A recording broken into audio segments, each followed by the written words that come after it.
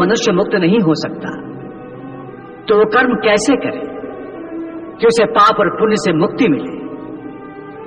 हे पार्थ, इसका तरीका यह है कि मनुष्य फल की इच्छा त्याग कर कर्म को अपना धर्म समझकर करे। फल उसे अवश्य मिलेगा, परंतु इस फल का वो विधान की इच्छा समझकर स्वीकार करे। ज्ञानी पुरुष इसी योग को अपनाकर कर्म योगी बन जाते हैं।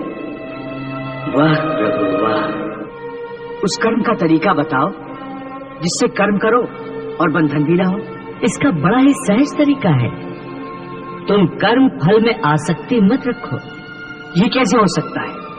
फल प्राप्ति की इच्छा तो हर कोई करता है, परंतु क्या इच्छा करने से मनुष्य को फल की प्राप्ति होती है? नहीं अर्जुन, क्योंकि फल तो प्रारब्ध के हाथ में है, और जो भी मनुष्य फल प्राप्ति की इच्छा करता है उसका मन फल के बारे में सोचकर अपने कर्म और कर्तव्य से विचलित हो जाता है और उसे वो फल प्राप्त नहीं होता जिसकी उसने इच्छा की थी।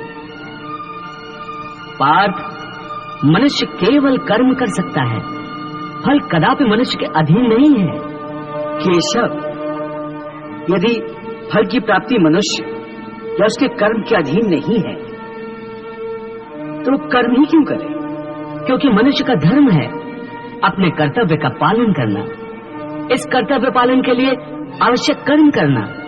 परंतु हे केशव, फल प्राप्ति की कामना छोड़ने पर मनुष्य में कर्म करने की प्रवृत्ति उत्पन्न कैसे होगी?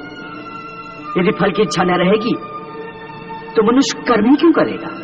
हे अर्जुन, जो साधारण मनुष्य फल की इच्छा से ही कर्म में प्रवृत्त होते हैं वो सुख दुख आदि के चक्र में फंस जाते हैं।